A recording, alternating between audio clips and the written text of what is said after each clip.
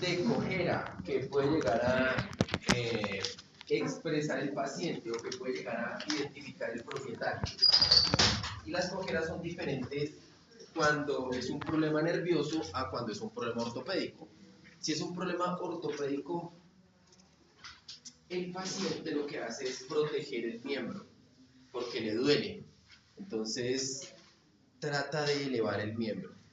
Diferente a la cojera cuando es por una lesión neurológica, en la cual o no la siente cuando hay una plegia o no la puede mover bien cuando hay una paresia. Uy, no sé, se me olvidó cómo decir.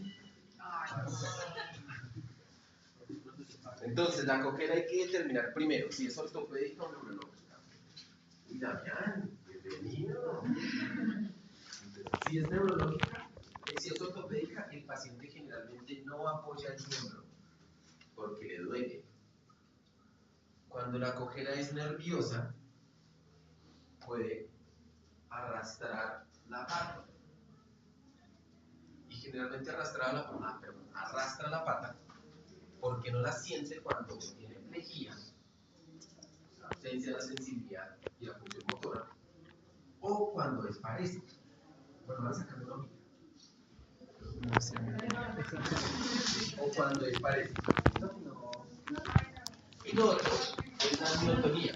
La miotonía obedece a los mioclonos, los movimientos espasmódicos de los grupos musculares, o sea, como los tics. Esos tics también denotan generalmente alteración nerviosa o procesos de dolor. Doc, pero digamos la cojera también se evaluaría en conjunto con la dismetría, ¿no? No, es diferente la cojera ortopédica que sí tiene unos valores a la dismetría que es una alteración en la marcha. Claro. No nos comentaba que digamos hay hipometría cuando hay alguna dolor articular y hipermetría cuando hay dolor medular. Correcto, sí señor, sí. Entonces, cuando le duele, una forma de tratar de compensar es dar los pasos más corticos. Esa es. Y en la otra, como hay una alteración de la sensibilidad, pues da los pasos mucho más largos. ¿Listo? Y dentro de la cojera, no me acuerdo si en ortopedia conmigo, creo que sí, vamos a hablar de los grados de cojera. Bueno, ¿no más preguntas? Entonces, como no todo podía ser fácil, vamos a complicar la neurología un poco. Vamos a hablar entonces de las alteraciones en silencio a nivel central. Para el estudio estructural, bueno, el estudio estructural es un poco más difícil porque es más puntual. Es saber hacia qué punto del encéfalo debemos orientar el diagnóstico para ser más certeros, es decir, tratar de identificar si la lesión está en el cerebelo, o en el cerebro, o en los folículos, o en los acueductos, ¿sí?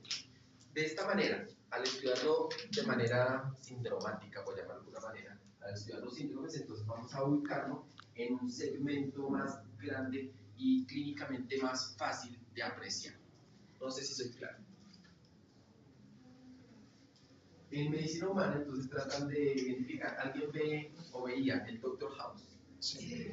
Eso, bien. Entonces ellos eran muy puntuales en decir, no, tiene afectado el lóbulo parietal. ¿Listo? Para medicina veterinaria no es tan fácil. No podemos hacer las mismas pruebas que lo orienten a uno a pensar algo muy puntual, ni las mismas pruebas diagnósticas. Nosotros lo estudiamos por síndromes. Y los síndromes nos van a ubicar en ciertas partes del encéfalo. Entonces, ¿qué síndromes tenemos? Póntino medular, cerebelar, cerebro medio, vestibular, cortical y el último, medular. Empezamos. Póntino medular. Entonces, el mismo nombre lo dice. Póntino hace referencia al puente, la médula oblonga. Es decir, las lesiones están hacia arriba. ¿Qué estructuras importantes quedan del puente hacia arriba? Que usted pueda llegar a evaluar.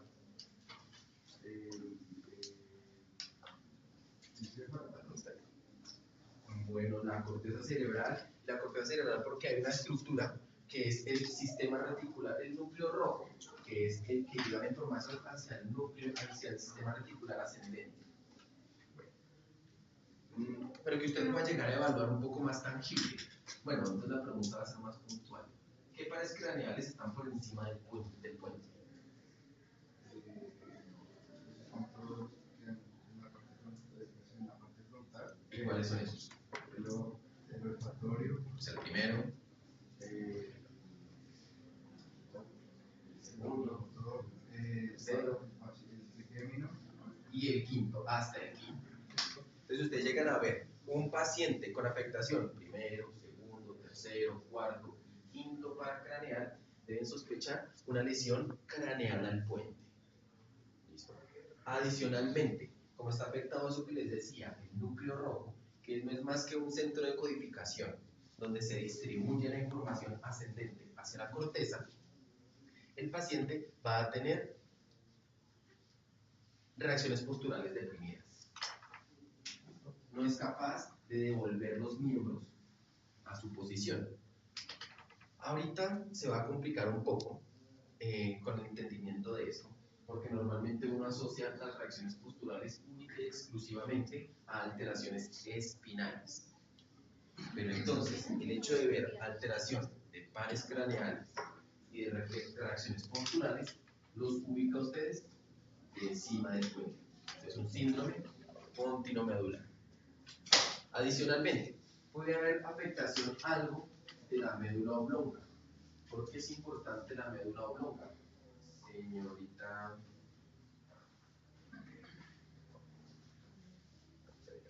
Andrea.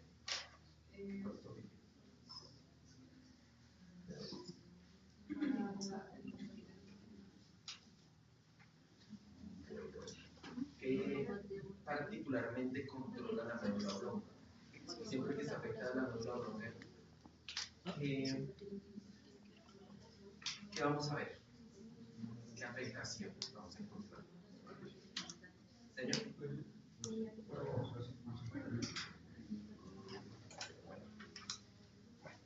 Alteraciones de tipo respiratorio. Y hay un núcleo que controla el centro respiratorio.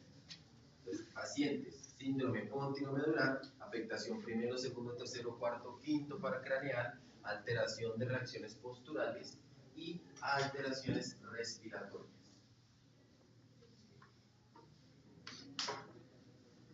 Va a tener también ataxia, incoordinación al caminar, debido a esa pobre integración que genera con la corteza cerebral.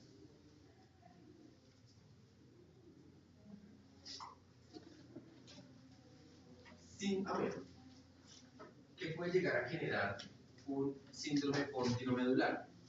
¿Qué creen? El síndrome simplemente es todo esto, una suma de signos. Pero ¿qué puede llegar a hacer que el paciente presente un síndrome pontinomedular? Un trauma, una neoplasia, un accidente cerebrovascular. Una pregunta. En ese síndrome, digamos, solo se vería alteraciones respiratorias, cardíacas, ¿no? Solo respiratorios, sí, principalmente respiratorios. Síndrome cerebral. ¿Cuál es la función principal del cerebelo?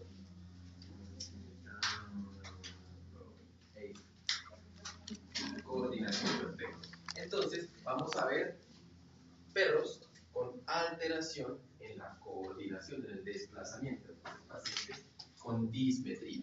Estos pacientes tienen una característica supremamente, bueno, el cerebro, controla también la motricidad fina. Es decir, que si yo quiero tomar este esfero, este marcador, tomo el marcador, sin desviarme primero por el cuaderno, el celular, toco directamente el esfero. Hay una alteración cuando los pacientes tienen alteración cerebelar, y es que tienen tremores de intención. ¿Cómo sucede? El paciente está en reposo y uno le ofrece comida. Al paciente intentar comer, empieza a hacer como este movimiento, empieza a mover la cabeza y da tumbos hasta que captura la comida. Quiere tomar el juguete, va moviendo la cabeza, mueve la cabeza, y solo hasta que llega al objetivo, cesa el movimiento. Esos son los tremores de intención. Adicionalmente, puede llegar a presentar anisocoria, porque el nervio oculomotor tiene un núcleo en el cerebelo, una neurona de tercer orden que, para no ahondar más, simplemente integra el nervio oculomotor. El nervio oculomotor tiene una parte en el cerebelo. Fácil, el cerebral. Entonces vemos pacientes que caminan con dismetría, borrachos. Pero esta dismetría será una dismetría de miembros torácicos o de miembros pélvicos. Como ambos, de todos.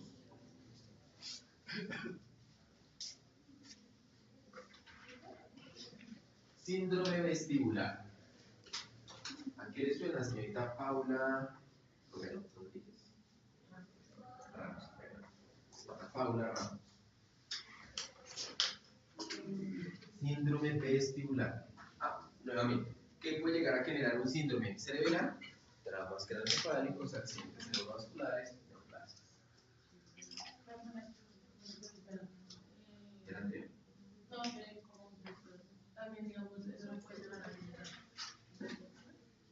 Un evento isquémico, sí, correcto. Pero un evento isquémico asociado más a un cuadro embólico. Porque si es una isquemia generalizada, pues va a generar una alteración cortical. Las infecciones generalmente producen alteración a nivel cortical. Vestibular. ¿Afecta qué, perdón? El vestíbulo. ¿Y qué es el vestíbulo?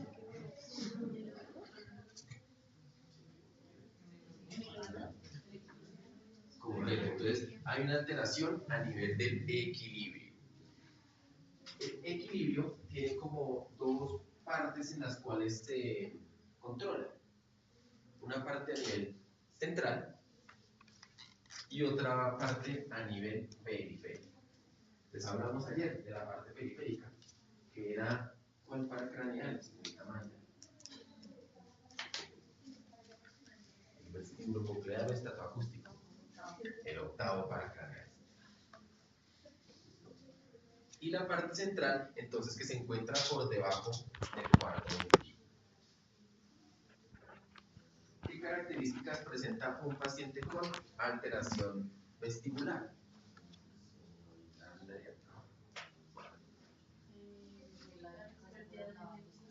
Pérdida de equilibrio, muy bien. ¿Cómo se evidencia esa pérdida de equilibrio? Uno lo pone a caminar y se cae. Y caído puede llegar a dar vueltas. ¿Qué más? La cabeza no está. O sea, ¿cómo la ves? Como vértigo. Se va a ir para los lados porque no puede considerarse bien. Alteraciones de la postura de la cabeza, como que ya hablamos, ¿no? La cabeza ladeada. Pues cabeza ladeada. Adicionalmente, deben ustedes hacer claridad entre si el síndrome vestibular es central o es periférico. Y hay algo pues bastante importante en cuanto a la diferenciación de uno frente al otro. Y es que cuando está afectado el sistema periférico, se produce una alteración conocida como el síndrome de Horner.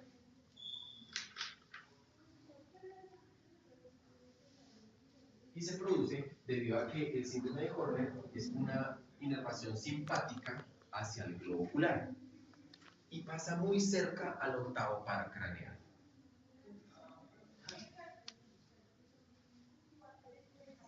Pues al haber alteración o síndrome vestibular periférico, hay alteración de la vía simpática del ojo y del séptimo paracraneal. Entonces, ¿qué signos va a tener?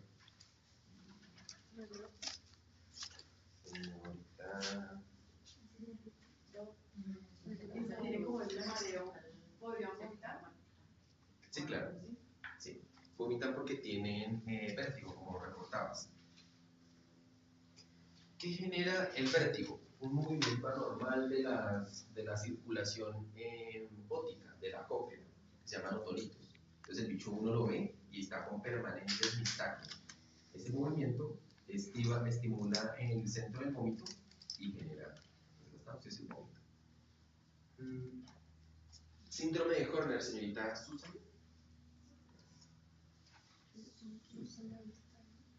¿Cómo es el síndrome de Horner? A ver, semiología.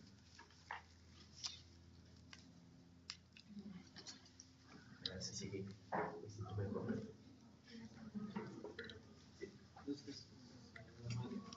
Creo que se le debe ajustar la cara. Creo que se le cae el párpado. Muy bien. Entonces tiene tosis palpebral, se cae el ojo. Tosis facial, se descubre como la cara. Enoftalmo, es el globo ocular, más metido en la fosa orbitaria, y miosis. Al haber enoftalmo, se produce protrusión del tercer párpado, porque el tercer párpado está allá guardado por la presión que le hace el globo ocular. Así. Cuando el globo ocular se mete, pues el tercer párpado se prolapsa. ¿Listo? Entonces, característica muy importante del síndrome vestibular periférico es alteración pues, en la coordinación, ladeo de la cabeza, síndrome de Horner y afectación facial. ¿Cómo vamos a ver una afectación facial? Pues reducción de la sensibilidad de la cara. Fácil. Profe, ¿y no ocasiona una parálisis? Afectación del nervio facial. Entonces, ¿será qué pasa con la cara? No se mueve. Esa sería la parálisis. O parálisis hacia algún punto diferente de la cara. ¿No? En la cara. Parálisis. Y el central, fíjense, similar al periférico, que es lo muy importante. No hay síndrome de Horner ni parálisis facial. Otra cosa que es bien clara son los nistagmos que les mencionaba. Los nistagmos en el síndrome vestibular periférico son de un solo tipo. Un solo tipo es que son horizontales o verticales. Entonces uno acuesta al bicho, horizontales, lo levanta, siguen siendo horizontales. Pero cuando es síndrome vestibular central, son rotatorios. Entonces el man puede tener horizontales si los acostamos y empiezan a ser verticales. Otra característica. Estas tres son las más importantes, porque el resto, las tres características, porque el resto todo es igual. La cabeza, los nistagmos, las náuseas, el vómito. Pero las etiologías sí son bien diferentes. Etiología para síndrome vestibular periférico, señorita Valentina.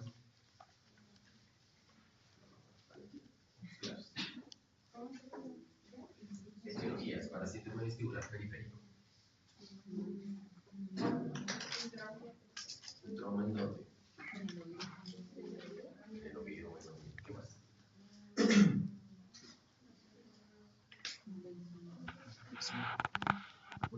Infecciones. Infección en el oído. ¿En qué parte del oído? En el oído interno. En el oído interno. Muy bien. ¿Listo? Entonces son otitis. Cuando hablemos de oído, se dan cuenta que hay otitis que pueden ser hematógenas, ¿sí? La infección puede ser hematógena o puede ser como progresiva, de una otitis externa que no se controló, llegó otitis media y terminó en otitis interna. Entonces simplemente nos basta con revisar el conducto auditivo e identificar la integridad del tímpano. Fácil. Del central, los mismos que vimos para ahora. Accidentes cerebrovasculares, traumas craneoencefálicos, hidrocefalias. Síndrome de cerebro medio. Hablamos ayer de una postura característica que es la rigidez por descerebración. ¿Vale? El paciente se encuentra con los miembros extendidos y la cabeza totalmente extendida. Este paciente, lo más importante de este paciente es que se encuentra en estado comatoso. Está desconectado. Que hubo una desconexión de la parte cerebral. Característica, la posición. dependiendo de la progresión de la enfermedad, podemos llegar a también tener, alteración en la respiración.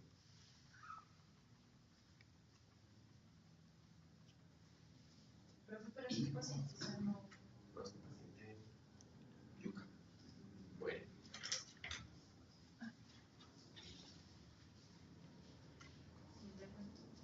Síndrome hipotalámico endocrino. Vamos a ver. ¿Qué hormonas se producen a nivel? Bueno, no, más fácil. ¿Qué enfermedades endocrinas conoce, señorita Cero? Ah, no, perdón. Alicia. Enfermedades endocrinas de perros y de gatos. Bueno, bien. ¿Qué es el ADESO?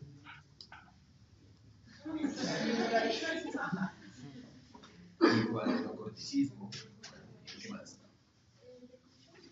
Síndrome de Cushing, que es hiperadenocorticismo, lo contrario. ¿Qué más?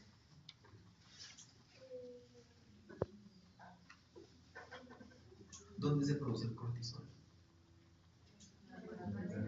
En la glándula adrenal, que tiene su eje hipotálamo hipofisiario, pues desde la hipófisis, como se dice, igual que para la hormona tiroides. Entonces, cuando tengamos pacientes con alteraciones endocrinas, debemos empezar a indagar si la afectación es primaria, o sea, en el órgano que produce la hormona activa, o en la hipófisis, o en el hipotálamo. Pues vamos a encontrar pacientes un poco gordos, particularmente haciendo énfasis hacia el hipotiroidismo. Pacientes barrigones con hipotricosis, hipermelanosis, calcinosis cutis, característico de el Cushing. Síndrome cortical. Estos pacientes pueden encontrarse como en dos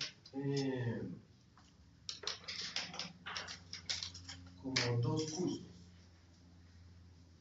Pueden presentar dos cursos. Uno, estar hiperreactivos, pues vamos a encontrarlos convulsionando, o muy pasivos, comatosos. Algo que lo orienta uno a pensar en que es un síndrome cortical y no el que hablamos ahora, el cerebro medio que también se encontraba comatoso, es que hubo algo que lo antecedió y es la presión de la cabeza. Presión de cabeza. El paciente cuando estuvo despierto se la pasaba con la cabeza pegada contra la pared.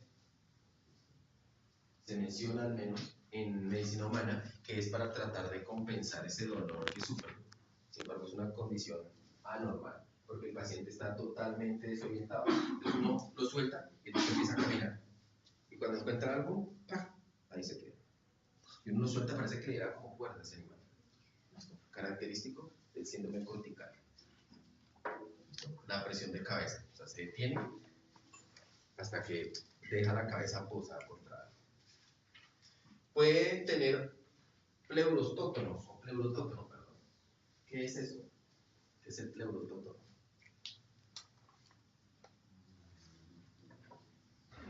Daniel. Pleurotótono.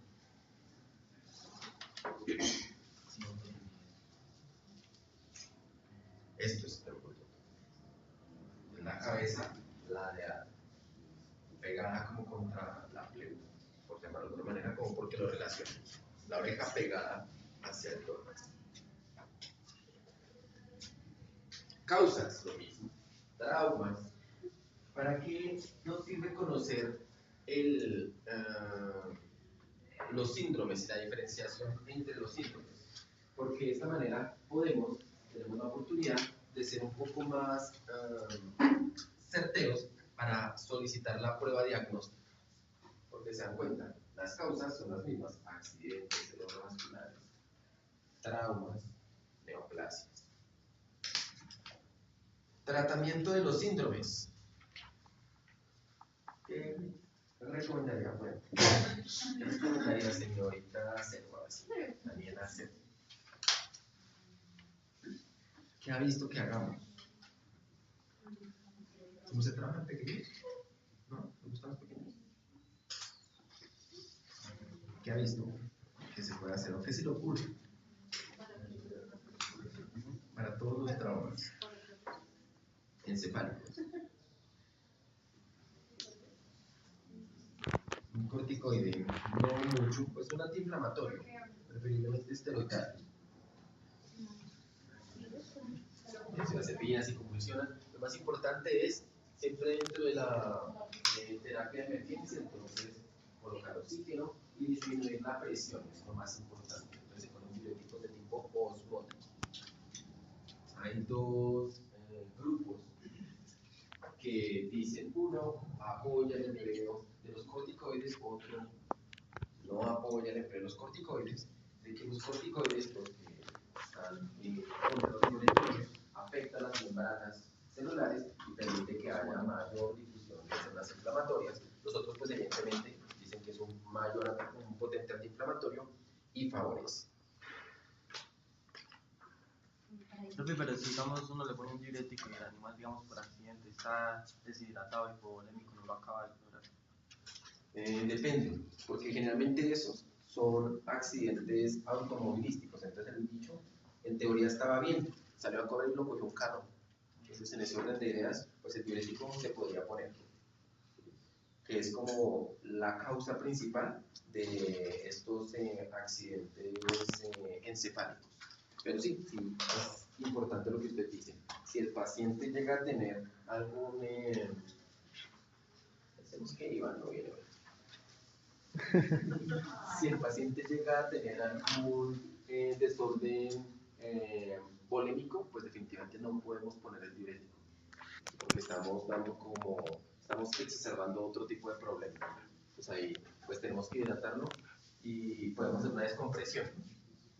Si fuera el único que podemos llegar a descomprimir con certeza sería el vestibular, porque está en el acueducto, el otro está en el parénquima. ¿Sí me sigue la idea? Si hay inflamación, si hay acúmulo de líquido en el encéfalo, solo podemos sacar el que esté en el acueducto, ¿listo? Que sería el síndrome vestibular, porque el otro está en el parénquima. Entonces, si uno lo descomprime, le quita un pedazo de cráneo, no va a ayudar a mayor cosa. ¿Sí? Digamos que pruebas de diagnósticas son las más utilizadas. La mejor, el examen clínico. Con el examen clínico ustedes pueden orientar hacia dónde está el problema, pero la que tiene mayor sensibilidad es la resonancia.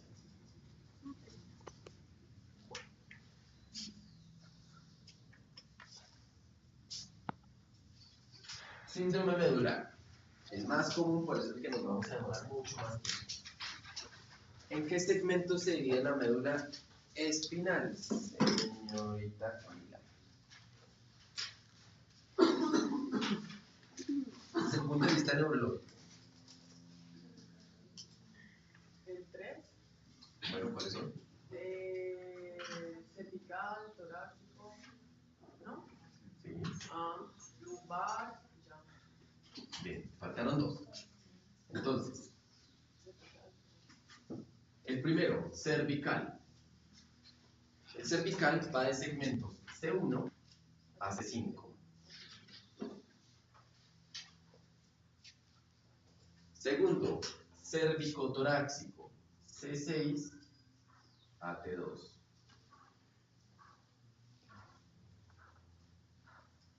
Tercero, T3 a L3. Cuarto, lumbosacro, L4 a S2. Quinto, sacrococcigio, S3 hacia caudal. ¿Muy pequeño? No.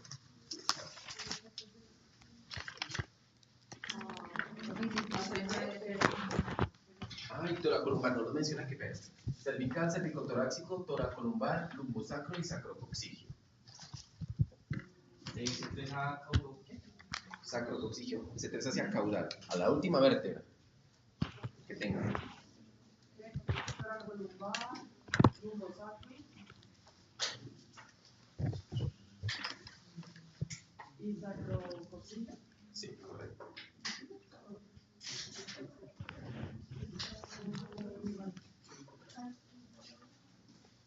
¿Listo? Bueno. Entonces, vamos a aclarar un par de términos. La neurona motora superior es todo el cordón. Neurona motora superior.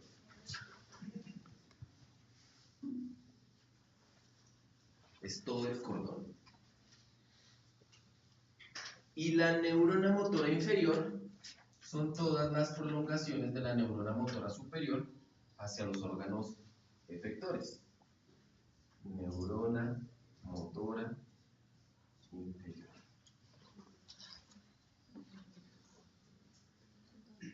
Prolongación. Uy, se me olvidó. ¿Las prolongaciones hacia dónde? Órganos Hacia los órganos efectores. De la médula espinal hacia donde quiera, la punta del dedo, hacia el corazón, hacia donde vaya. La neurona motora es diferente al síndrome de neurona motora superior.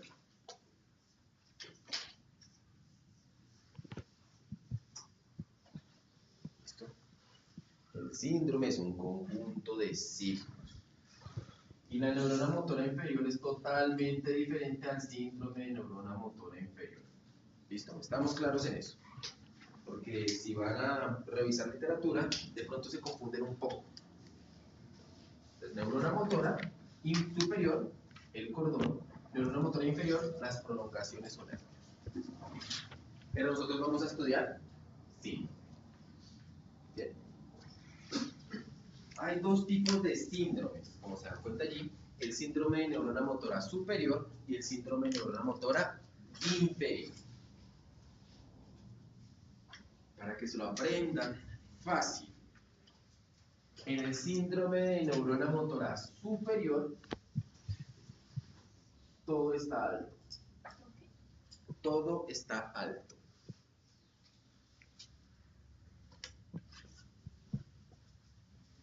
Y en el síndrome de neurona motora inferior, todo está bajo.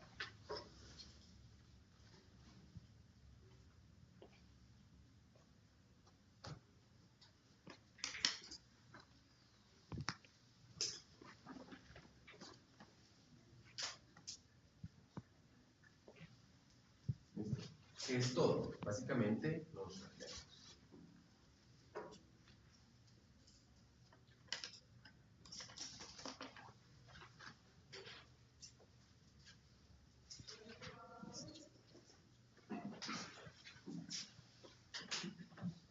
Entonces, empecemos de atrás hacia adelante. Bueno, ¿qué queda importante en C6, AT2 y L4, AS2? Señorita Andrea.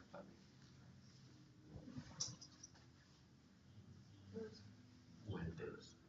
¿Qué queda importante en el C6, AT2 y L4, AS2?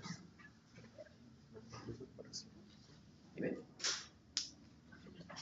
¿Los qué? Los núcleos del sistema simpático. Los núcleos del sistema simpático. Los núcleos conocidos como plejos, ¿listo? O intumescencias. Muy bien. Entonces, ellos, a través de los plejos, se deriva la información hacia dónde?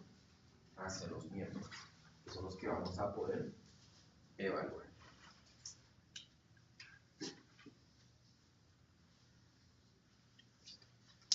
Entonces, una lesión sacrococcígea, perdón, ¿afecta algún plejo? Bueno, perdón, antes que nada, pensemos que la información viaja de la punta de la cola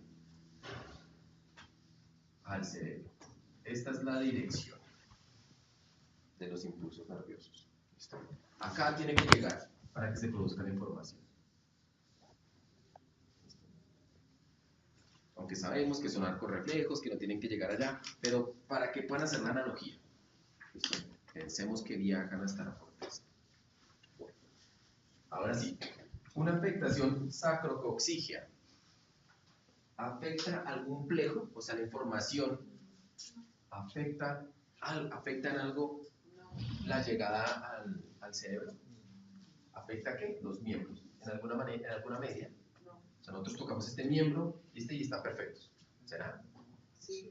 Muy bien. Sí, están normales. Porque la lesión es acá. Entonces la información que viene de acá sigue sin problema, la información que viene de acá sigue sin problema.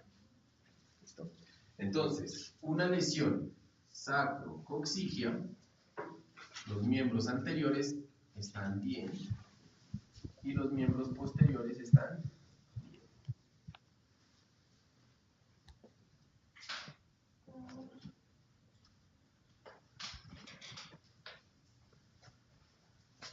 Una lesión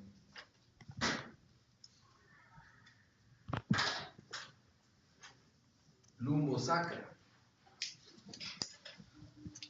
afecta a los plejos, señorita Valentina. ¿Sí? No. No. Sí, claro. Bien, ahí está sobre el plejo. Sí lo afectó. ¿Listo? Cuando afecta el plejo, siempre que afecta el plejo, se produce síndrome de neurona motora superior. Inferior, perdón. ¿Quiénes están afectados? Miembros posteriores. ¿Listo? Los miembros posteriores. ¿Qué síndrome tienen? Síndrome de neurona motora inferior.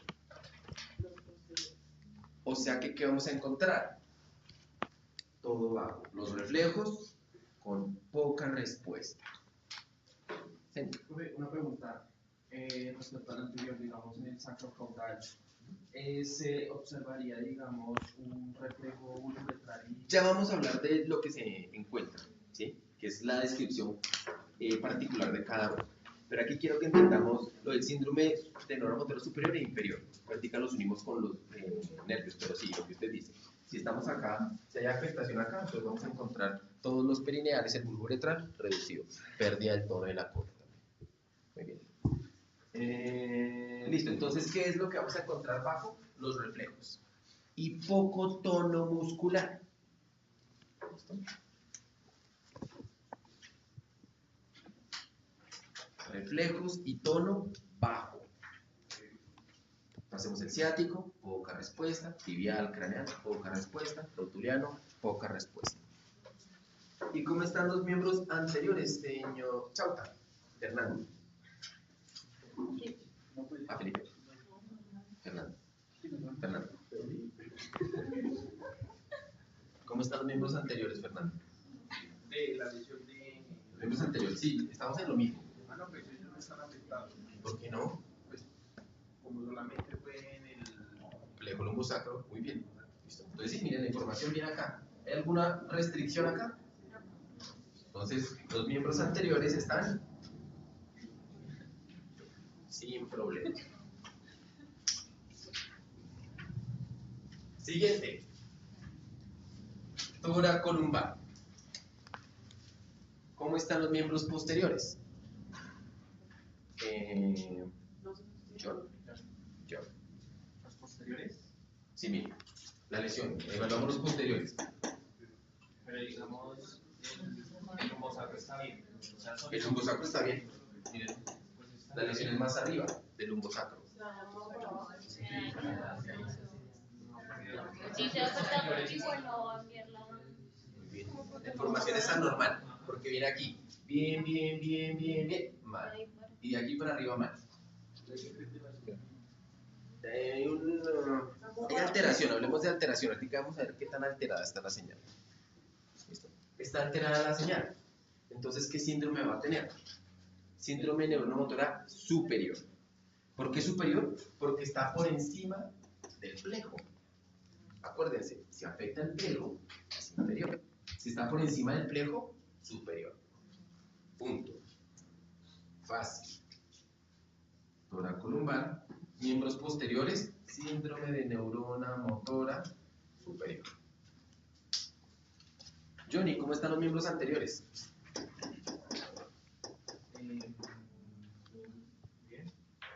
¿Seguro? No, porque la igualdad no está bien. ¿Está bien? Está bien. Está bien. No hay ninguna alteración, miren. Bien. ¿Listo? Hay que decirlo confiado. Siguiente. Cervicotorácico. Lesión cervicotorácica. Pablo. ¿Cómo están los miembros posteriores? ¿Están afectados o no? ¿Será? ¿Por qué? Pues no están afectados, pero pues en el plejo pues ya se la información no pasa en el plejo. Bien, o sea que sí hay algo de afectación, porque viene la información, sube, va bien, va a entrar, va mal. Los miembros posteriores tienen afectación. ¿En dónde está la afectación con respecto a los miembros posteriores o al plejo lumbosacro, que es el de los miembros posteriores? La lesión está por encima del plejo lumbosacro. ¿Seguro? Del plejo lumbosacro. ¿Está por encima del plejo lumbosacro? Listo. Al estar por encima del plejo lumbosacro, ¿qué síndrome de neurona motora tiene? Superior. Miembros posteriores, síndrome de neurona motora. No sé, vamos a ver. ¿Cómo están los miembros anteriores? Nicolás. ¿Cómo están los miembros anteriores? Afectados. ¿Por qué? Porque está afectado el plexo. Muy bien. Al estar afectado el plejo, ¿qué síndrome de neurona motora tiene ese miembro? Inferior, síndrome Inferior. Muy bien.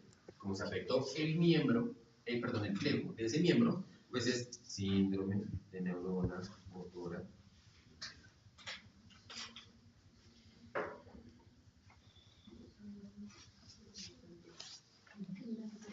Cervical.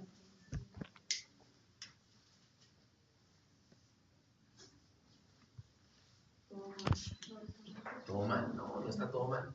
¿Están afectados los miembros posteriores? Sí. ¿Están afectados los miembros anteriores? Sí. La lesión está por encima del plejo lumbosacro y plejo braquial. Sí. Entonces, ¿qué síndrome tiene? Superior. Neurona motora superior. Síndrome de neurona motora superior para miembros anteriores. Síndrome de neurona motora superior para miembros anteriores. O sea que puede, Señor, perdón. o sea que puede ser como mixto, algo así, cuando está bien adelante. No sé, ¿verdad? No mixto porque mire que es superior para los dos. No, para lo anterior. Para adelante. Ah, sí. Ah, para cervicotorácico, sí, claro. ¿No puedo decir mixto ya? No. ¿Listo? Digamos, es el único que tiene los dos. Por decirlo así, el cervicotorácico. Pues dos. Este también tiene dos. Uno viene y el otro con una alteración. No, porque digamos, ahí tiene el síndrome de neurona Los dos superior síndromes. para Superiores. Entonces, entendido, ¿cierto? Facilísimo. Sí, está fácil. Yo digo que es fácil, se lo explico así, me demora un poco de tiempo y en la evaluación no les va tan bien, no sé por qué. Porque no estudian. ¿Por qué qué? No estudian. ¿Será? Vamos a ver. Bueno, Espérate. Omar. Brian. Brian. Accidente automovilístico. Perro, frisky, se pega acá. ¿Qué signos va a tener? ¿Qué signos? Le llega a usted ya de una va y tran y evalúa los reflejos. ¿Cómo los va a Síndrome de encontrar? neurona motor en los miembros posteriores. De neurona inferior. Es superior en los miembros ¿Qué posteriores. signos va a encontrar? Pero es superior, todo alto, hiperreflexia y el tono aumentado. Fácil. Está el bicho acostado, y usted, ciático, tan duro, rotura, duro, ¿Se tibia, puede duro. parar? Depende, ya vamos a ver, ya vamos a ver. Esto es el síndrome, los reflejos y el tono muscular. Y ahorita vamos a ver si puede o no puede caminar. ¿Listo?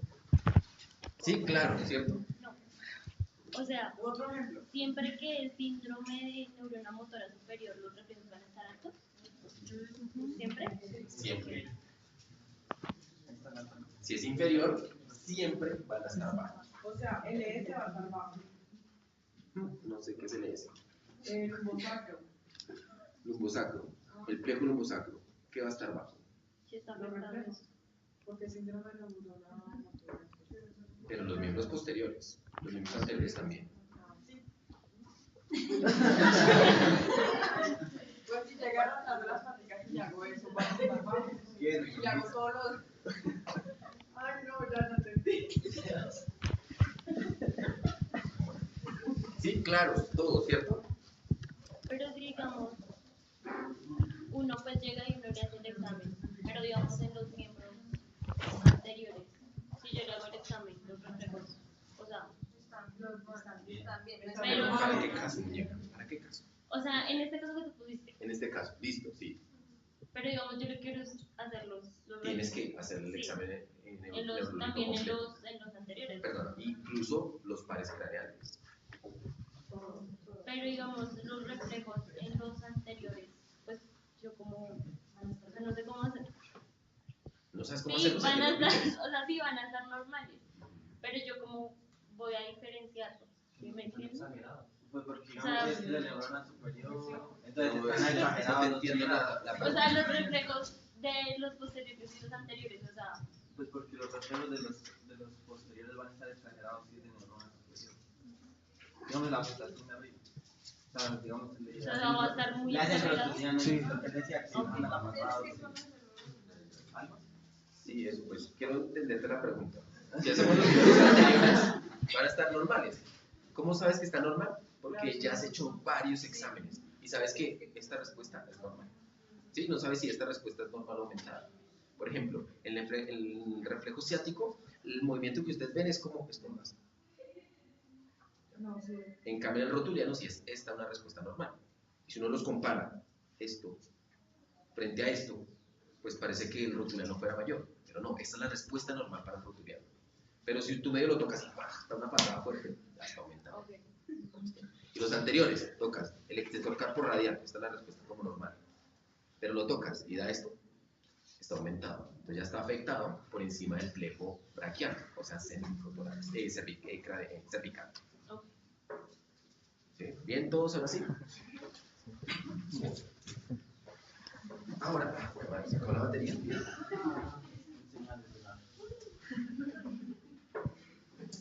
Entonces, ahora, para complicar la vaina. Entonces, ayer hablamos de la lesión que tan profunda podría ser en la médula espinal, ¿recuerdan? Que había unos núcleos de transmisión de la información. Ah, bueno, perdón, lo subí un poco más.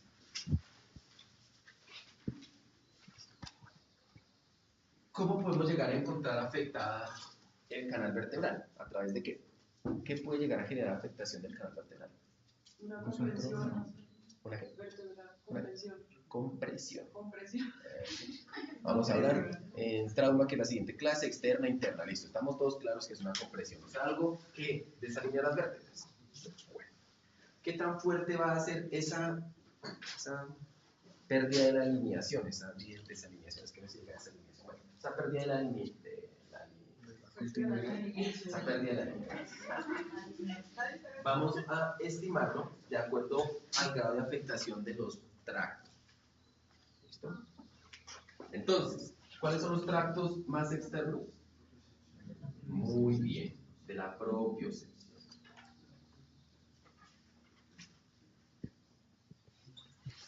¿Cuáles son los tractos medianos, por llamarlo de alguna manera? Dolor superficial. ¿Y cuáles son los más profundos? Muy bien. Entonces, dos casos. Va Cookie y va Copito, dos hermanitos de la misma camada. Salen al parque. La señora los suelta y los atropella un carro. El mismo carro a los dos perros. Cookie tiene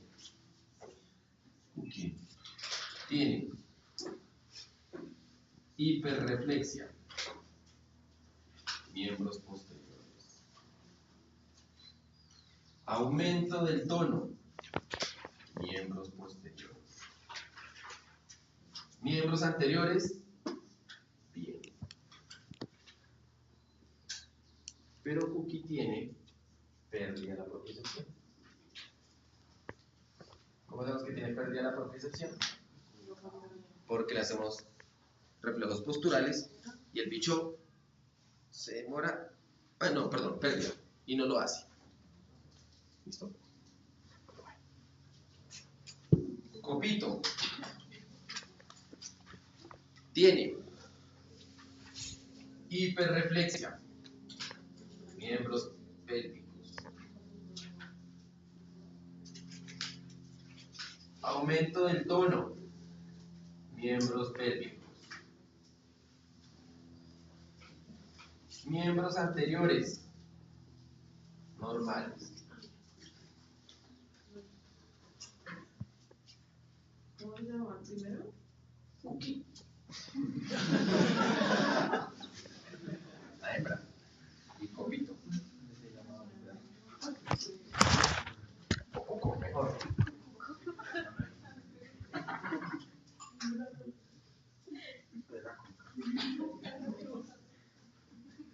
Y Copito tiene pérdida del dolor superficial. Nombre mío, Ana María. ¿Dónde tiene la lesión Cookie? Toracolumbar, ¿Por qué? porque los posteriores estarían aumentados, entonces significa que es del sistema nervioso, síndrome de, superior, de neurona motora superior. ¿Y los Copito? Copito también, Sí. No, pero la lesión es pero más únicamente afecta, lo único que, o sea, lo diferente sería eso, que en Cookie como que únicamente afectó como el fortaleza, la propiocepción. Pero la propia propiocepción puede tener un daño Y el otro sí la craneal, ¿no? superficial. tiene más afección en la línea.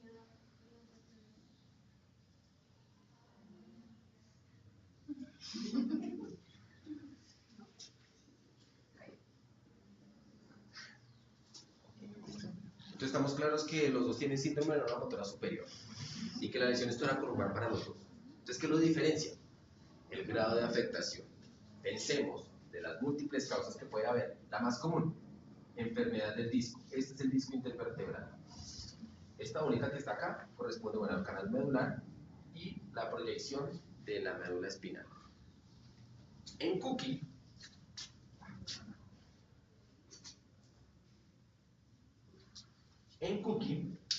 el disco se desplazó afectando los núcleos externos, los núcleos de la propiocepción. Pero en Copito se desplazó afectando los núcleos del dolor superficial. ¿Listo? ¿Estamos claros? Listo, ya aprendieron. Espero que en otro semestre, los que vayan a rotar en la clínica, no se les olvide. Bueno, ahora sí, su pregunta. ¿Qué signos? Todos claros, ¿sí? ¿Qué signos vamos a encontrar? Entonces, afectación, lumbosacro, miembros pélvicos, ¿cómo están? Andrea. Daniela, perdón. Daniela Silva. Daniela con S. Díaz. Con Z. Díaz. Daniela Díaz, ¿cómo están los miembros pélvicos? Una afectación lumbosacral.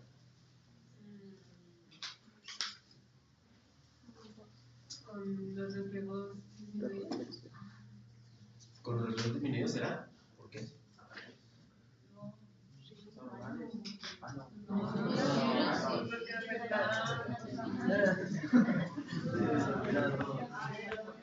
Lumbo sacro. Disminuido, síndrome neuronal inferior. Poco tono, poco reflejo. ¿Cómo va a estar la vejiga, el esfínter renal, la cola? Ay, mira aquí decía. Caída. ¿La vejiga caída? No, la Ah, la cola caída. Entonces, una afectación lumbosacra o a nivel lumbosacro, tenemos el nervio pudendo. Si hay una hiporreflexia del nervio pudendo, ¿qué características va a tener la vejiga? Ómano. Que me faltaba. Nicolás, no, Nicolás acá. Ómano. ¿Cómo va a estar? ¿Sí? La pregunta. ¿Así también es Nicolás? Y Daniel. No. ¿No he visto nada? Listo. La cola ya quedamos que está clara. Tiene poco tono. El nervio pudendo tiene poco tono. Entonces, ¿cómo se va a expresar eso en la vejiga? Muy bien. Entonces uno medio le toca el abdomen y se mira. Correcto. Así de fácil es. Podemos ver una alteración vesical, simplemente goteo de orina. Y en sí mismo, alteración en el tono anal. Que lo toca ahorita. Fácil. ¿Qué enfermedades pueden llegar a generar alteración a nivel lumbosacro? Espina bífida. ¿Qué es la espina bífida?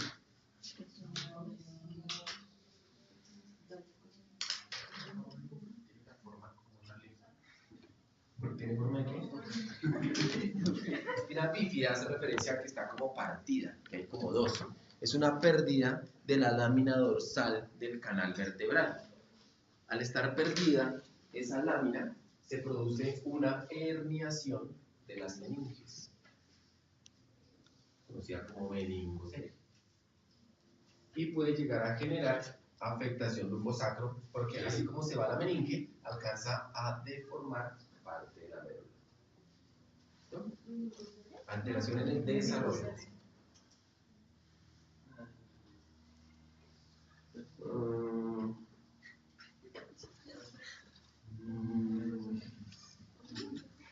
Karen, ¿qué ves?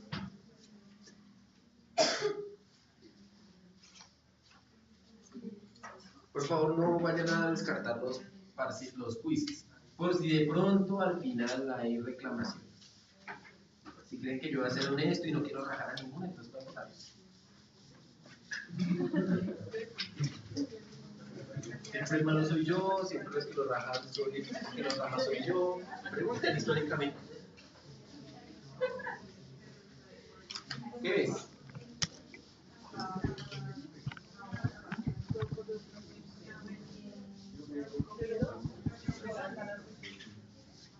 ¿Qué ves, muñeco? Se ve una psicosis muy bien. Bueno, no, que no se ve muy bien. Empecemos con que no se ve muy bien. Pero bueno, lo que tiene este paciente es una hemivértebra. No estamos en el segmento que es lumbosacro, estamos en el segmento toracolumbar, pero es para representar la enfermedad. Fíjense, o la alteración más bien. Fíjense, o una hemivértebra hace referencia el prefijo hemi a que es irregular, a que es anormal. Y vértebra, pues que la vértebra es anormal. Entonces, B1, perdón, la posición de las vértebras, el tamaño de las vértebras, y fíjense esta tan pequeña que hay. Hay diferentes tipos de hemivértebra. Pues a ustedes no les interesa aprendérselos ahora, más bien cuando sean especialistas en esto, simplemente un tamaño anormal de una vértebra. Al haber una vértebra anormal, la disposición de la columna pues, va a ser anormal, como que no se va a acoplar de una manera. También puede estar aumentado. Generalmente, esa es la diferencia. ¿Sí? Hay una que es más pequeña, hay una que es más grande, hay una que parece con una cinturita. Una vértebra de tamaño normal, hemivértebra, congénito.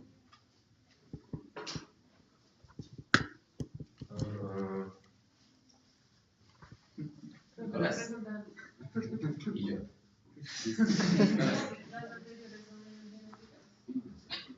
¿Será que uno puede hacer uno le puede dar una espina bífida cuando grande? Si es una alteración de la lámina dorsal. No nacen así. No nace con eso. Y una vértebra que se haga más pequeña. Tampoco. Nicolás. Hágale, nene. ¿Qué ve allá? ¿Qué ve?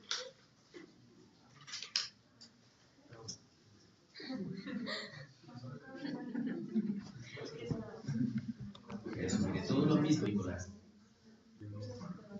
Es que usted está más lejos, no lo ve tan fácil.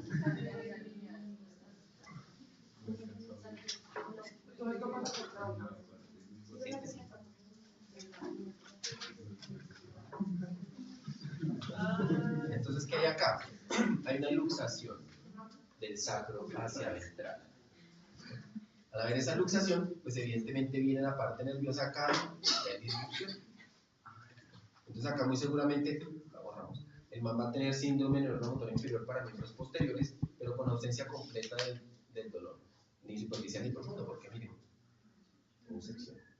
¿Listo? Otra alteración, estenosis lumbosacra, que es algo no tan dramático como esto, pero similar. Es muy común en los perros de raza pastor alemán. Y es que el sacro no es recto, sino es como curvo. Habla uno que se ventraliza el sacro. Y lo que hace es pinza. Entonces cada vez que más se levanta, duele. Y camina con dificultad, y le hacen unos reflejos, y está ahí por reflexo. Enfermedad del disco intervertebral. Simplemente anoten allí. El martes vamos a hablar solo de enfermedad, pero solo no, pero la mayoría del disco enfermedad del disco intervertebral. Y es... No, eso es traumático. En la luxación. Pero bueno, la estenosis es congénita, sí señor. Sí, señor.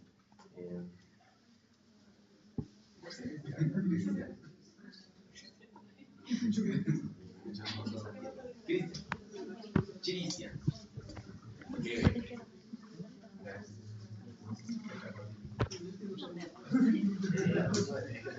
El palco es platea. Hagan que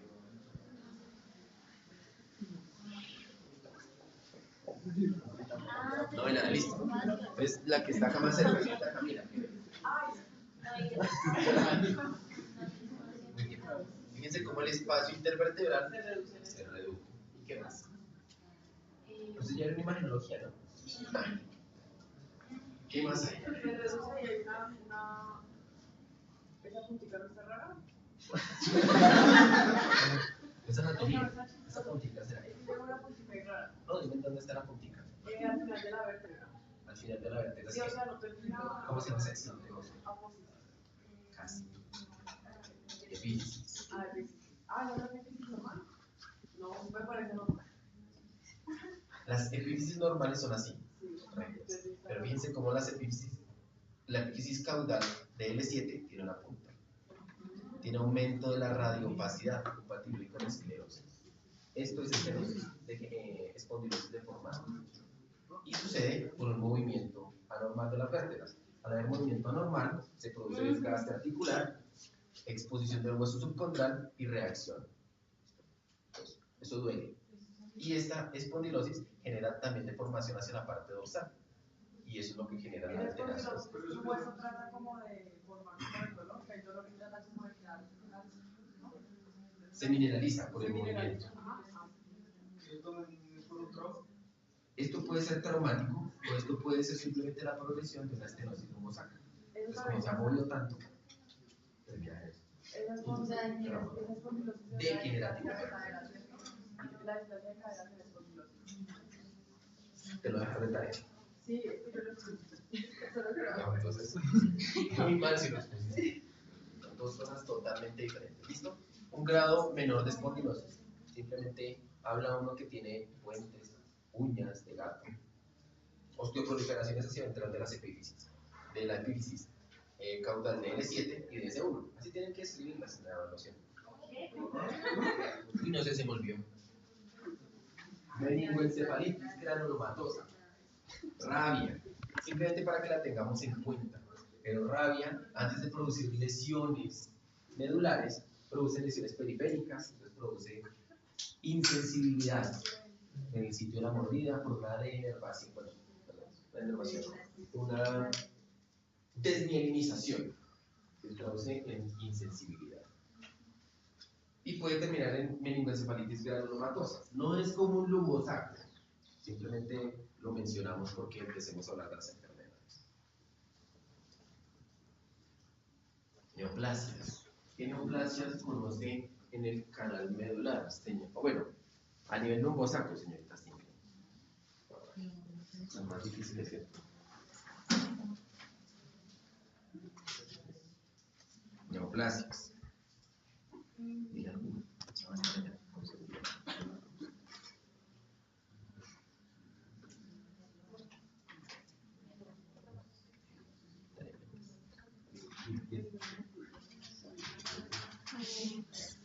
Entonces, acá vamos a encontrar afectación vertebral, o sea, ósea, tumores óseos, osteosarcoma, condrosarcoma, pinosarcoma, tumores en meninges, meningioma, ameloblastoma, tumores directos de la médula espinal, un ascocitoma, oligomioma, simplemente tumor de las células que hay allí, para encontrar, fácil.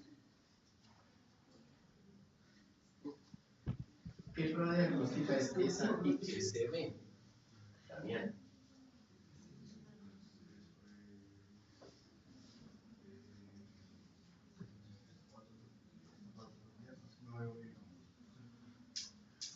Ayúdale, Andrea.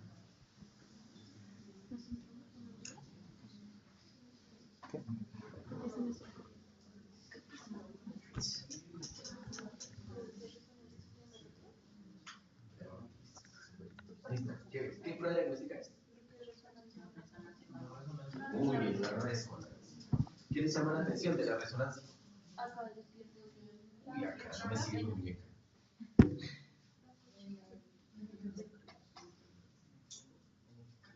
Como un trombo, hijo. Dice por allá, claro, estamos en vascular. Nada, me llama la atención. ¿Qué cambio? ¿Cambio qué? ¿Cómo se llaman? ¿Cómo se describen las resonancias? Andrea Camargo. Sí, las alternas. Hay blancos y hay negros, ¿cierto? ¿Qué es lo blanco y qué es lo negro? No. Son radiografías y etnografías.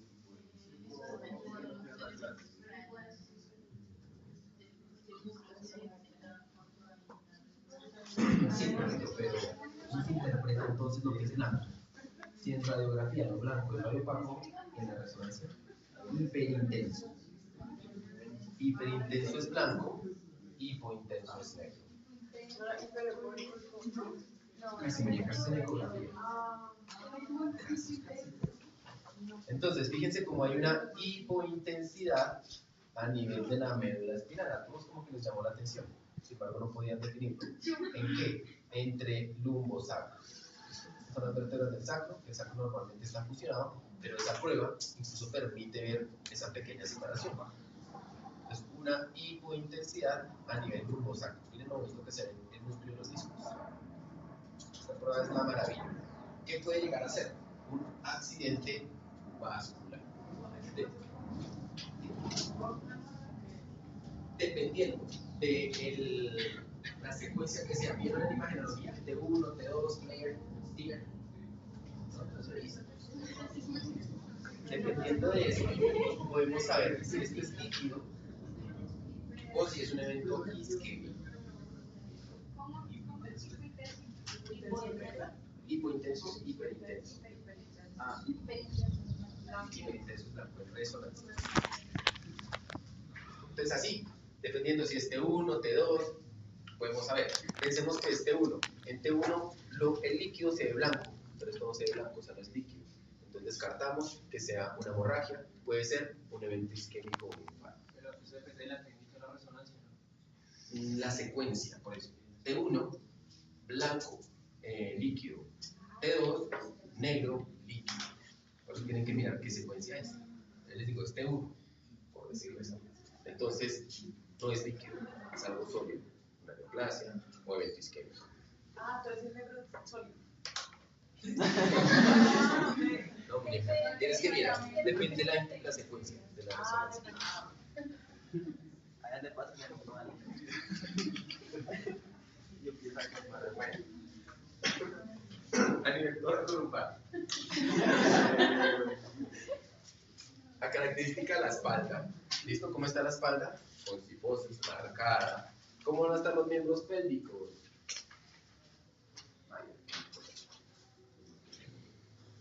Vale, ¿cómo van a estar los miembros pélvicos?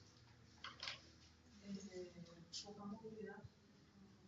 Bueno, en cuanto a los síntomas, ¿qué síndrome va a tener?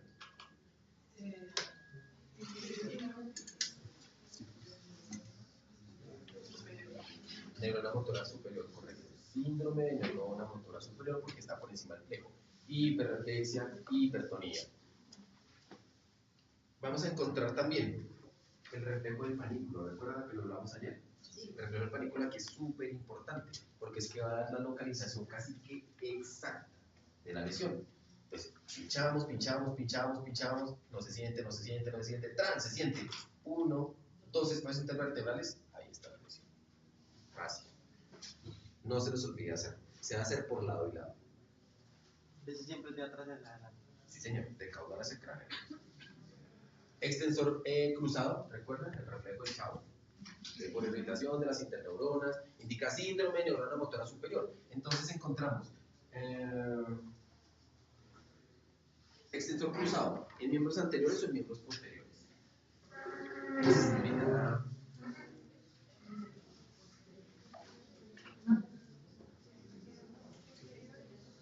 Posteriores. Bien, ahora.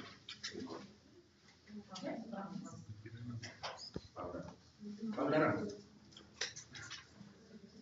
¿Y en los anteriores? No, porque están bien. Solo los miembros posteriores de extensor cruzado. Fácil. Se complica como todo, madre. El malo, yo. Vejiga. ¿Cómo va a estar la vejiga? Bastián. Entonces acá lo que encontramos es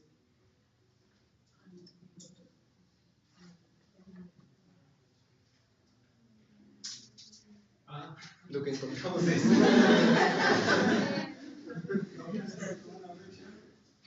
¿cómo?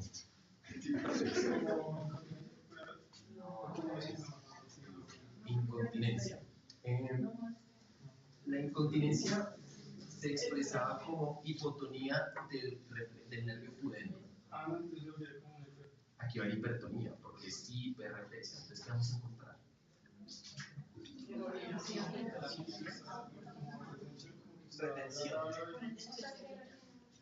Retención. Entonces palpa uno la vejiga y está terriblemente grande, pero tienen que tener mucho cuidado porque existe algo que los puede llegar a perturbar y es la incontinencia paradójica. Tienen la vejiga muy llena, terriblemente llena, casi al punto de reventarse, pero entonces hay pequeñas liberaciones de la presión por parte del esfínter. Entonces el propietario dice, uy, no es que mire, está incontinente. Está incontinente es porque está muy llena, casi al punto de reventar y hace. Y sale. Pero ustedes revisan la vejiga, está pletórica. ¿Y eso por qué puede suceder? Es un mecanismo compensatorio antes de que se rompa la vejiga. Pero ¿qué hacen? Simplemente palpan la vejiga y no pueden vaciarla. Contrario al otro, que uno medio la toca y sería fácil. Neurona motora superior.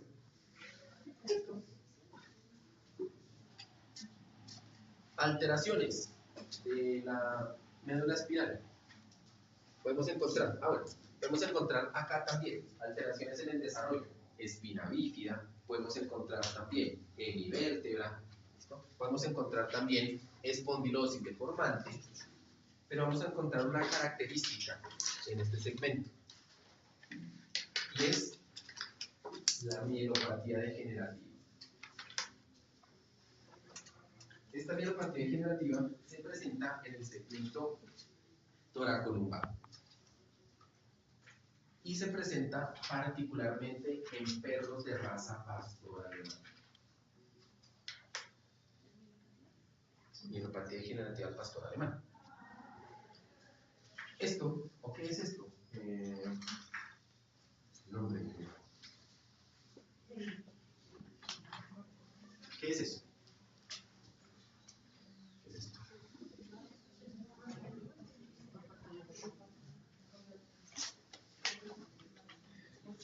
¿Qué es? ¿A qué se te parece? Muy bien, es un corte de la médula espina. ¿Qué prueba, qué tinción tiene? A ver, punto 6.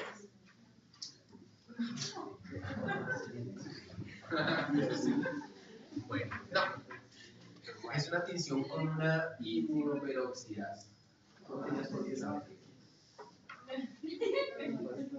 Es una inmunoperoxidasa, que lo que hace es detectar algo que uno quiera. Perdón, una inmunoperoxidasa, que lo que hace es detectar algo que uno quiera. En ese orden de ideas, detecta áreas muertas o isquémicas.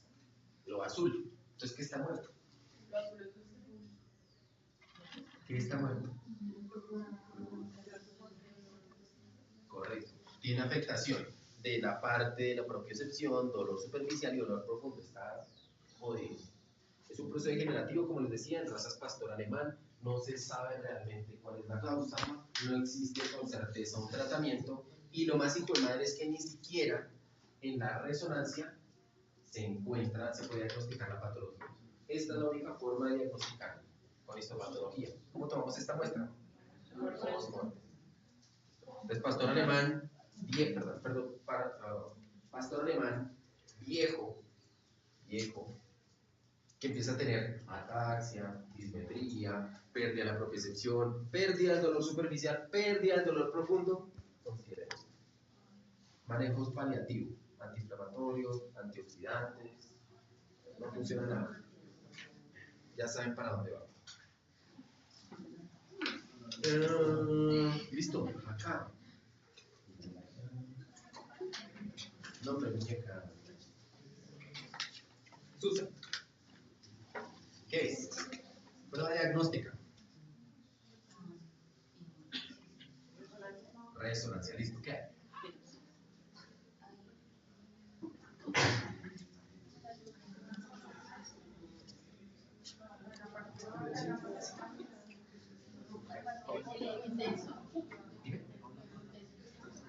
Hipointenso, o sea, todo negro. ¿En dónde? Ahí. ¿Qué está presionando qué? ¿Lo hipo o lo hiperintenso? Esto es lo normal. Esto es lo patológico. Es lo hiperintenso lo que está presionando lo hipointenso. Entonces puede ser un tumor, puede ser un quiste. En este orden de ideas, pues un quiste que está presionando. ¿Un quiste de qué? De la médula espinal, perdón, de las meninges que está presionando la médula espinal. Espina bífida, ya hemos hablado. Este no es vertebral, es bueno, hemivértebras. ¿Qué hay acá? ¿Qué hay ahí? Como una hernia. Como una hernia. ¿En dónde? ¿En qué segmento estamos? ¿O pueden dilucidar qué segmento es? ¿Cuál? Cervical, correcto. Miren el encéfalo. El oído que es el cerebelo, la médula oblonga. Súper chévere.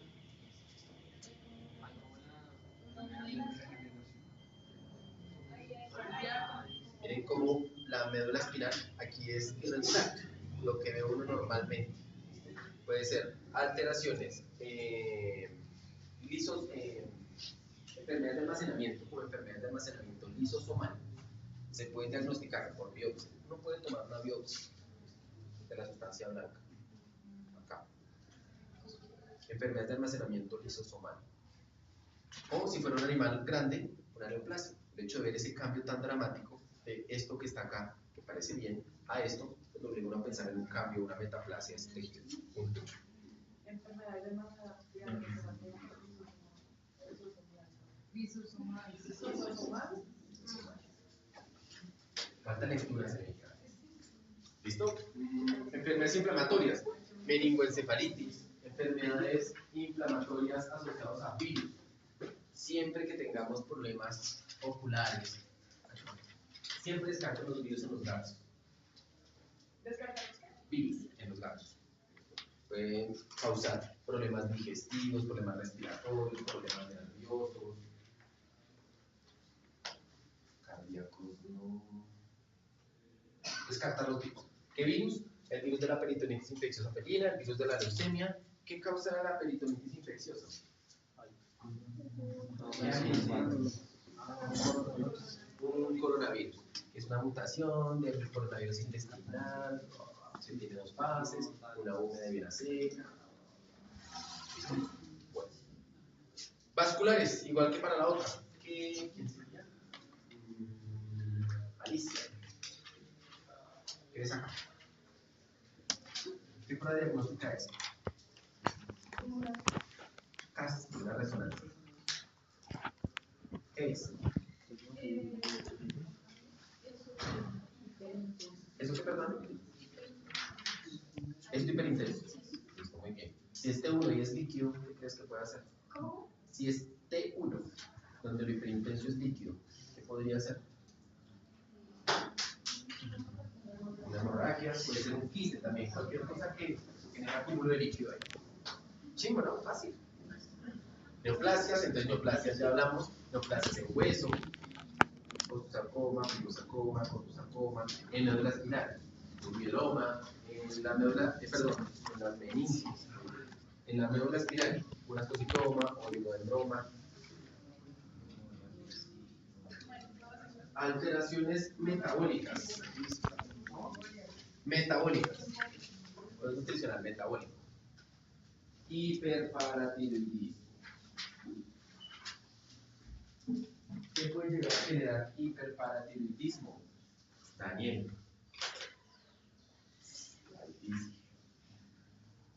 ¿Qué puede llegar a generar hiperparatiroidismo?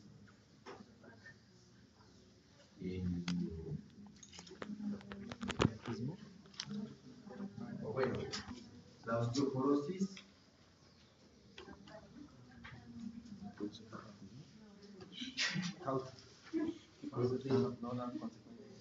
Hiperparatiroidismo. ¿Qué especie le gusta a usted? ¿Qué especie le gusta a él?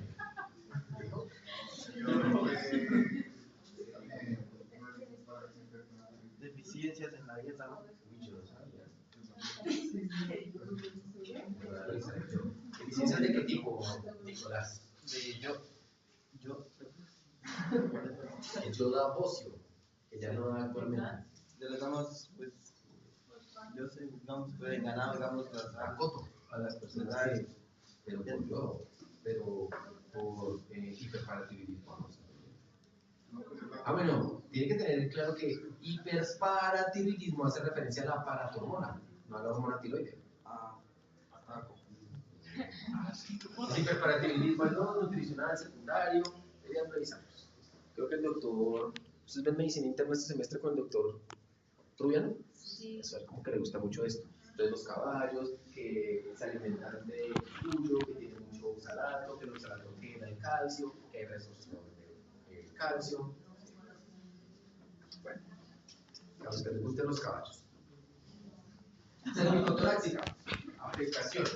Entonces, miembros anteriores, neurona motora inferior, miembros posteriores, neurona motora superior. ¿Qué es eso? Acero, Daniela. Escríbeme ese latín. Síndrome de Horner. Síndrome de Horner. Puede presentarse, porque la vía simpática que les mencionaba, ¿recuerdan? Del ojo, que va a diferenciar entre síndrome vestibular central y periférico, se origina desde el plejo braquial. Entonces, al estar afectado, el plejo braquial se produce síndrome de Horner.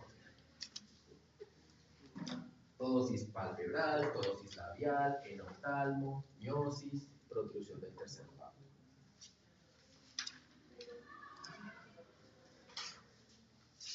¿Qué vamos a encontrar? Lo mismo de las anteriores. alteraciones, hemivértebra, espina bífida, alteraciones como quistes, enfermedades inflamatorias, meningoencefalitis granulomatosa, neoplasias. ¿Qué neoplasias? De hueso, de meninge, de médula, alteraciones vasculares, émbolos, trombos, hemorragias, isquemias, alteraciones nutricionales, el hiperparatiroidismo nutricional,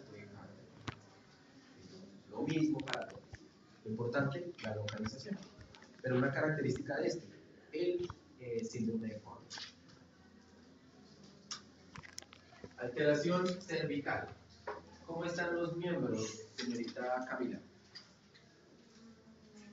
¿Cómo están los miembros torácicos? Muy bien, vale. ¿Cómo?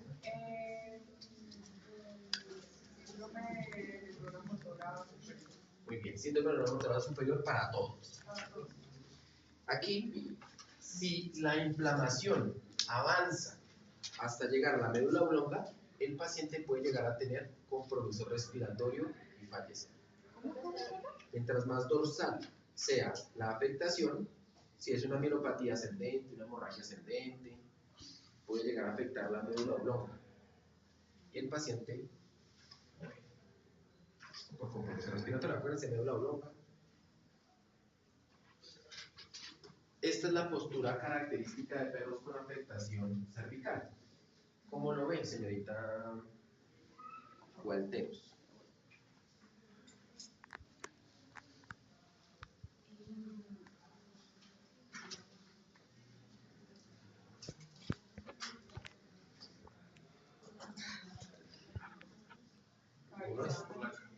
Eso, con la cabeza, no tiene la cabeza elevada, tiene la cabeza como en ventroflexión. ¿Listo? Uno medio le toca la cabeza y el man evidencia un dolor dramático. Incluso el paciente puede llegar caminando de cierta manera, uno le mueve la cabeza y después termina caminando peor. Particularmente en esta enfermedad, una luxación o subluxación atlanto-occipitoaxial. Pucha, ¿a qué hace referencia a eso, señorita Valentina?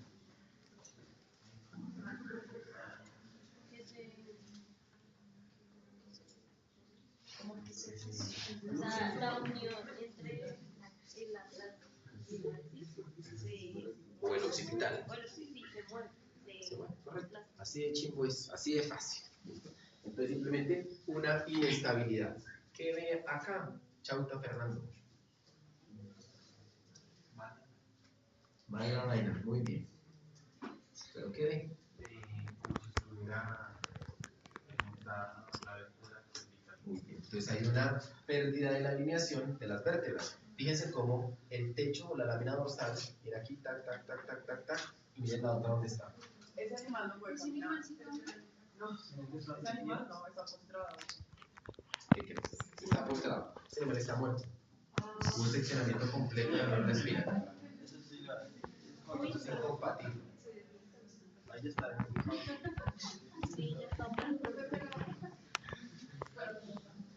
Pues igual más. No, esto es traumático.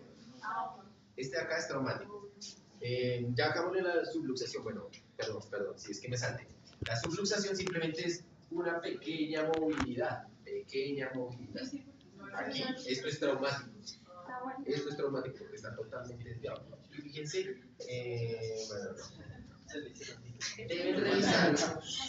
deben revisar muy bien el proceso odontoides del axis. Deben revisar el proceso odontoides. Es la principal causa de inestabilidad atlantoaxial, porque el proceso odontoides se ancla sobre el atlas. Cuando el proceso odontoides es hipoplásico, pues genera el movimiento.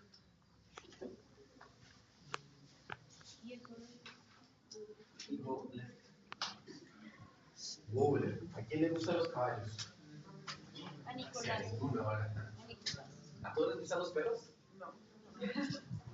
Que los que les gustan los perros, el parcial es más difícil. Porque les gusta, tienen que estudiar más. El síndrome de Wobbler.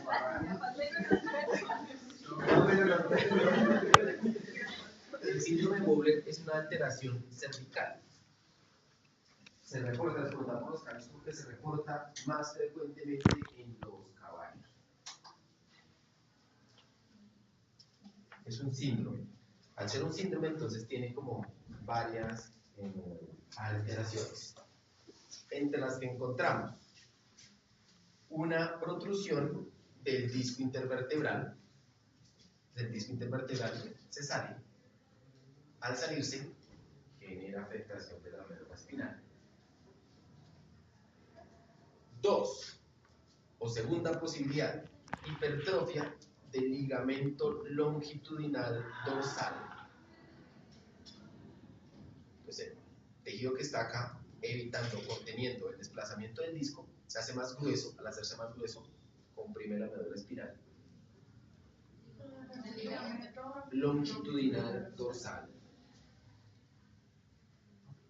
Tercero, hipertrofia del ligamento flavo o amarillo. Flavo. O flavium. O flavum. ¿Cómo dice acá? Flavium. Ligamento flavio, flavum, flavo.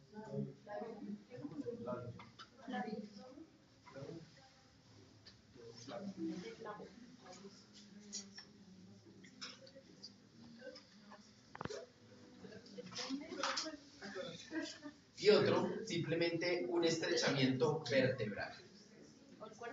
Un estrechamiento vertebral. ¿En qué se traduce todo? Pues en reducción del canal medular, ya sea ósea, por reducción del canal vertebral, porque el disco está ocupando espacio, por engrosamiento del ligamento longitudinal o por engrosamiento del ligamento flavo. ¿Qué signos va a tener? De neurona motora superior para miembros anteriores y para miembros posteriores. Perdón. Tratamiento para la subluxación atlántica. ¿Cómo corrige? Cirugía. ¿Qué hace, Fernando? ¿Qué se le ocurre?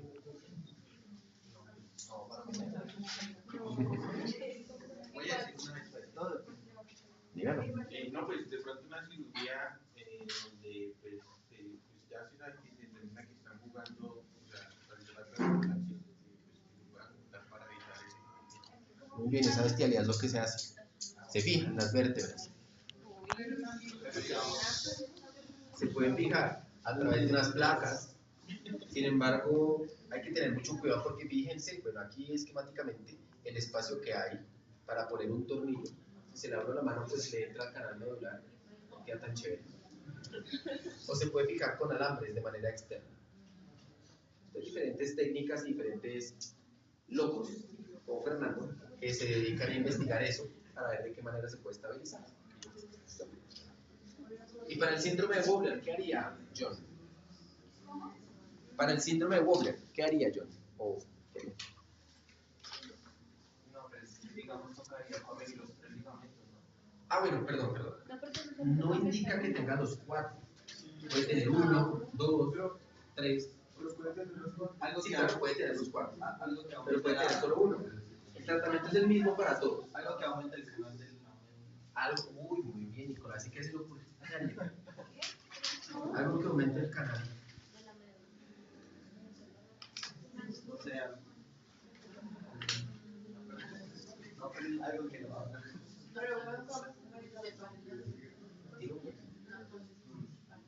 Una prótesis. Las prótesis se diseñan particularmente en medicina humana cuando hay herniación de disco. Entonces meten algo ahí que se para. Pero si el problema es el ligamento, ¿cómo hacemos para aumentar ese canal medular? Digan lo que se le ocurra. ¿Cómo haría? Bueno, listo, antiinflamatorio se necesita. ¿Qué dice Nicolás? Este es el de la propuesta. ¿Cómo hace? Si está ya apretada la médula espinal, ¿cómo hace para liberarle esa presión? Sacando el líquido. No, porque el líquido igual vuelve y se produce. Aumentar. La respuesta es muy sencilla. Se hace una laminectomía, que es remoción de la lámina. Se le quita este pedazo de hueso.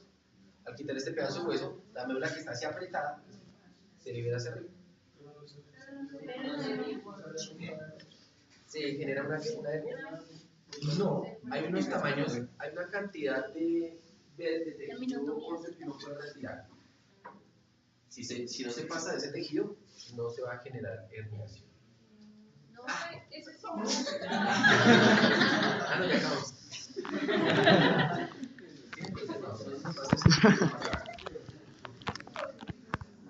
Se imagina lo que es.